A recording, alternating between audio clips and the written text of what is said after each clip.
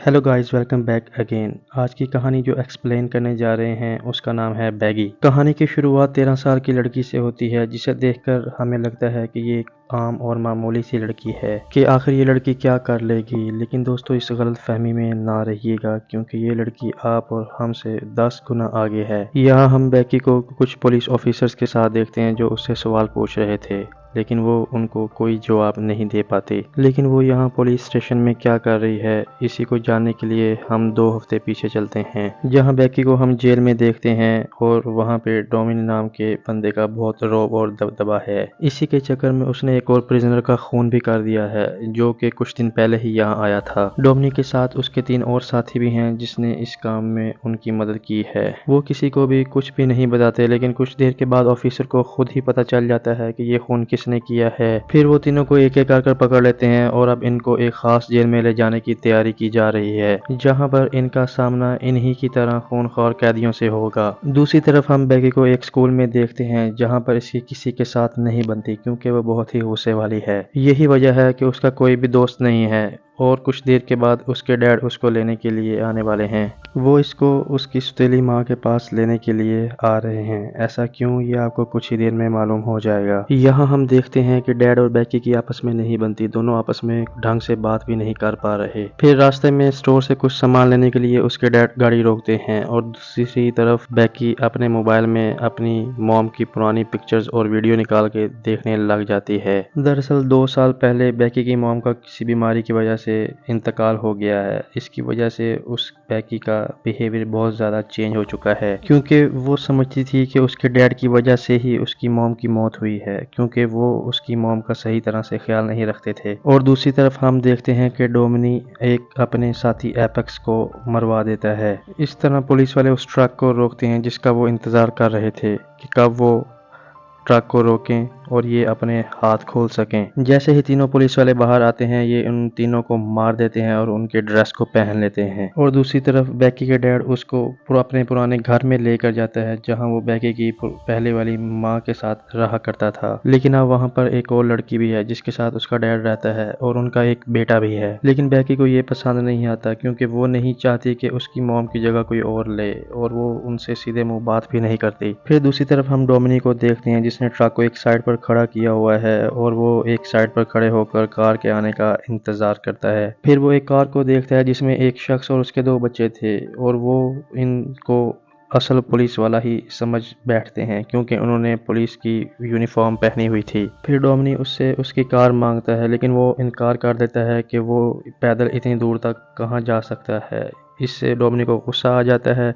पहले वो उस शख्स को मारता है और फिर दोनों मासूम बच्चों को भी मार डालता है। दूसरी तरफ हम जैक को देखते हैं जो खाने की टेबल पर बैकी को बताता है कि अब वो दोनों शादी करने वाले हैं। ये सुनकर बैकी को बहुत गुस्सा आता है और वो अपने डॉग को लेकर जंगल में चले जाती है, जहाँ पर उस खुद का एक सेफ हाउस था जो उसकी मॉम ने बनाया था और वो यहाँ पर बहुत अरसा रह चुके थे। अब हम देखते हैं कि बैकी को इतना गुस्सा आया हुआ था कि वो वहाँ की हर चीज़ को तोड़ना फोड़ना शुरू कर देती है कि अभी उसकी मॉम को मरे हुए 2 साल भी नहीं हुए और उसके डैड ने एक और शादी का प्लान भी बना लिया है। इसके बाद उसे वहाँ पर एक मिस्ट्री बॉक्स मिल जाता है जिसको खोलने पर उसे उसकी मॉम की बहुत सी चीज़ें मिल जाती हैं, जिसमें एक बहुत ही ख़ास चीज़, एक बहुत बड़ी चाबी थी जिस पर एक ख़ास किस्म का सिंबल बना हुआ था। फिर हम देखते हैं कि घर के बाहर एक कार आकर रुकती है जिसमें वही 3 भागे हुए कैदी मौजूद थे। शायद इनको यहीं पर आना था और वो अंदर जाकर जैक के ऊपर बंदूक को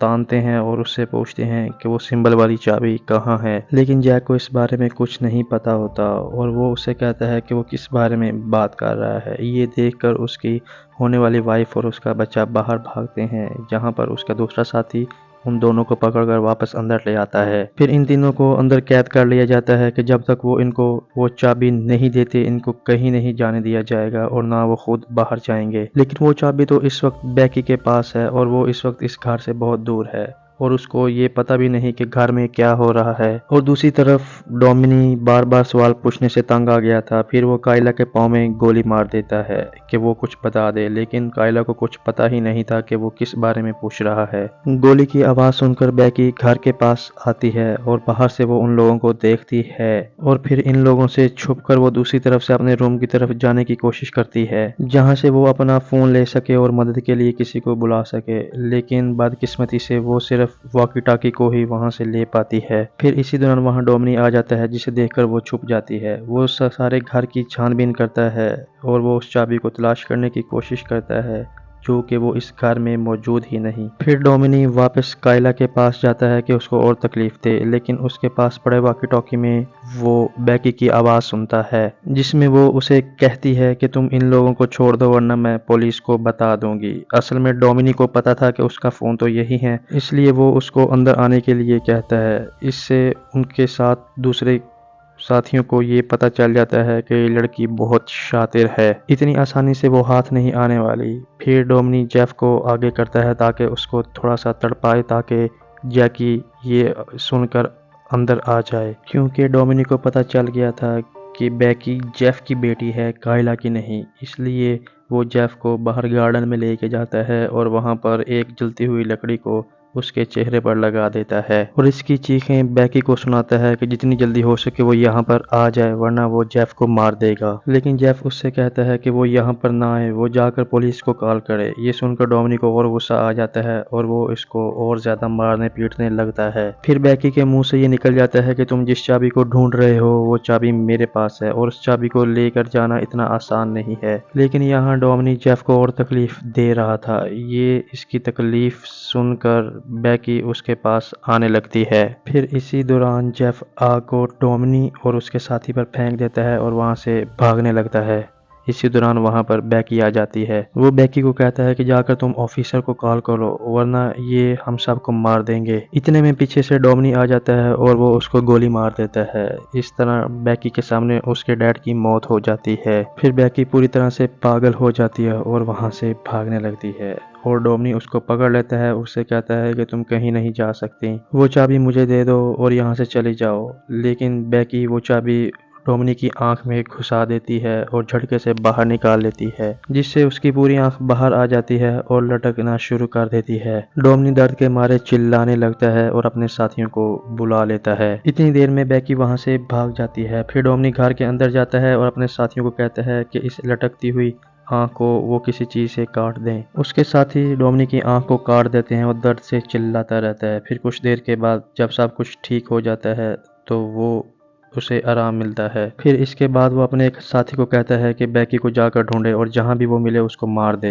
लेकिन उसको ढूंढना इतना आसान नहीं था क्योंकि वो इन लोगों से 4 कदम आगे ही रहती थी। फिर बैकी वहां से भागकर उसी सेफ हाउस में चले जाती है और वहां पर जाकर कुछ ऐसे टूल बनाती है जिससे किसी भी इंसान को मारा जा सके, यानी कि अब वो अपने डैड की मौत का बदला लेना चाहती है। फिर कुछ देर के बाद वहां पर कॉल आ जाता है और वो बैकी से कहता है कि हम तुम्हें कुछ नहीं कहेंगे, तुम अभी छोटी हो, हमारे हवाले वो चाबी कर दो, हम यहाँ से चले जाएंगे। बैकी उस चाबी को थोड़ा दूर फेंक देती है। फिर जब कार्ल उस चाबी को उठाने के लिए जाता है तो वो चाबी नहीं बल्कि एक कॉइन होता है। फिर जब वो बैकी को मारने के लिए पीछे मुड़ता है तो बैकी एक स्लाइडिंग मशीन के जरिए उसके ऊपर हमला कर देती है और एक पेंसिल को उसकी छाती में घुसा देती है। वो बुरी तरह से जख्मी हो गया था लेकिन उसमें अभी इतनी जान थी कि वो बैकी को मार सके, लेकिन बैकी उसको ये मौका ही नहीं देती और अपने बैग से एक शार्प स्केल को निकालती है और मुसलसल उसकी गर्दन पर वार करने लग जाती है और उसे मार देती है। और दूसरी तरफ हम जॉनी को देखते हैं जो देखने में बहुत ही बड़ा और ताकतवर है लेकिन उसका दिल बहुत ही कमजोर है। फिर वो काइला के पास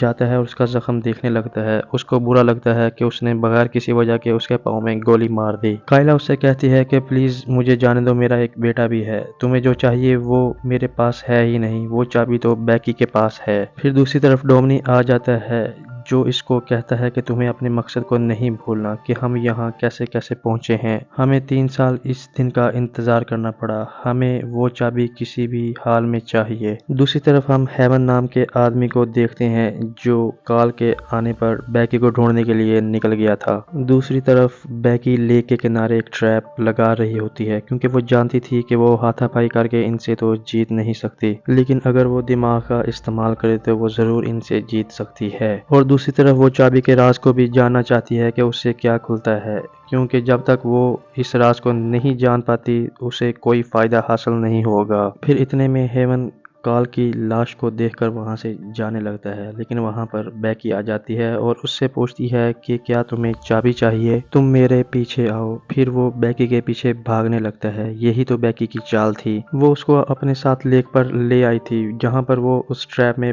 फंस जाता है और नीचे गिर जाता है, लेकिन अभी भी उसमें जान थी और वो उठकर बैकी को बुरी तरह से मारने लगता है। फिर बैकी अपनी जान बचाने के लिए पेंसिल से उस पर वार करती है, जिसकी वजह से वो पानी में गिर जाता है। इसी का फायदा उठाकर वो बोर्ड को उस पर चढ़ा देती है, जिससे उसके पूरे जिस्म का कीमा बन जाता है। दूसरी तरफ घर में हम डोमिनी और जॉनी को देखते हैं, क्योंकि अब वो ही 2 बचे हुए थे। तो डोमिनी जॉनी से कहता है कि जाओ और चाबी को लेकर आओ। फिर वो जंगल में आता है और जहाँ वो काल की लाश को देखता है, जिससे उसको पता चल जाता है कि उसके साथियों की मौत हो चुकी है। अब वो उस लेक के पास पहुंच जाता है जहां पर उसे बैकी मिलती है। इससे पहले वहां पर बैकी का डॉग आ जाता है, जिससे वो एक ही मुक्के में सुला देता है। फिर इतने में बैकी उसको पीछे से आकर पकड़ लेती है, लेकिन वो इसका मुकाबला नहीं कर पाती और जॉनी उसके सीने पर एक जोर से मुक्का मारता है, जिससे वो नीचे गिर जाती है। अब उसको सांस लेने में मुश्किल हो रही थी। ये देखकर जॉनी को बहुत ही बुरा लगता है कि वो किसी भी बच्चे को अपने हाथों से मारना नहीं चाहता, क्योंकि पहले उस दिन उसने कार में बैठे हुए 2 मासूम बच्चों को मार दिया था, लेकिन अब वो बैकी को नहीं मारना चाहता था। और वो बैकी को कहता है कि तुम यहाँ से चले जाओ, मैं भी चला जाता हूँ और किसी से कुछ मत कहना। फिर कुछ देर के बाद वहाँ अंधेरा हो जाता है और बैकी अपने डैड की लाश के पास आती है और वहाँ रोने लगती है। बेशक वो अपने डैड से सही बात ना करती हो, लेकिन वो उनसे प्यार जरूर करती थी। फिर जाते जाते वो डैड से कहती है कि उसकी मॉम को हेलो कहना। फिर वो अपने घर की तरफ बढ़ती है और कायला को वो विंडो से इशारा करती है कि अब वो सेफ है। फिर बैकी अंदर आ जाती है। फिर वो डोमिनी का ध्यान दूसरी तरफ लगाना चाहती है और उससे ये पूछती है कि आखिर उस चाबी में ऐसा क्या है जिसके लिए डोमिनी ने अपने साथियों को खो दिया। फिर डोमिनी कहता है कि तुम्हें अंदाजा ही नहीं कि ये चाबी पूरी दुनिया को क्या से क्या बना सकती है। अब वो कुछ और बता पाता कि बाहर खड़ी हुई कार का सायरन बजने लगता है। उसको ऐसा लगता है कि शायद कोई पुलिस वाला है, लेकिन वो जब बाहर जाकर गाड़ी का दरवाजा खोलता है तो बैकी का डॉग उसके हाथ पर काट लेता है, लेकिन सही मौके पर वो दरवाजे को बंद कर देता है और बंदूक से उसको मारने के लिए आगे बढ़ता है। फिर बैकी दूसरी कार की लाइट्स ऑन कर तेजी से डोमिनी की तरफ बढ़ती है और कार को उसके ऊपर चढ़ाने की कोशिश करती है, लेकिन बैकी ऐसा नहीं कर पाती और डोमिनी बच जाता है। और दूसरी तरफ कायला घर में किसी का ना होने पर फायदा उठाती है, लेकिन क्या वह बैकी की जान बचाने के लिए जंगल में जाएगी या यहाँ से जिंदा बचकर भागना ही मुनासिब समझेगी। दूसरी तरफ हम बैकी और डोमिनी को आमने सामने देखते हैं और वहाँ पर उनके दरमियान आग जल रही होती है। डोमिनी उससे कहता है कि तुमने 2 लोगों को मारा भी है, इसके लिए तुम्हें जेल भी होगी, लेकिन बैकी उसकी नहीं सुनती और उस पर पेट्रोल फेंक देती है और आग की वजह से वो जलने लगता है। वो इतनी आसानी से मरने वाला नहीं था। वो आग से बच जाता है और फिर बैकी के पीछे भागने लगता है और उसके हाथ से वो चाबी भी छीन लेता है और फिर बैकी पर बंदूक तान लेता है। लेकिन उसी दौरान वहां पर जॉनी आ जाता है, जो कि उससे कहता है कि अब वो तुम्हें इस बच्ची को मारने नहीं देगा और उनमें हाथापाई शुरू हो जाती है। इसी का फायदा उठाकर बैकी वहां पास पड़े हुए चेनसा को ले आती है और डोमिनी की गर्दन पर हमला कर देती है। ये सब कुछ होने के बाद जॉनी बैकी से माफी मांगता है कि उसके डैड को उसे मारना नहीं चाहिए था, लेकिन बैकी को अपने डैड की मौत के बदले मौत चाहिए थी और उसको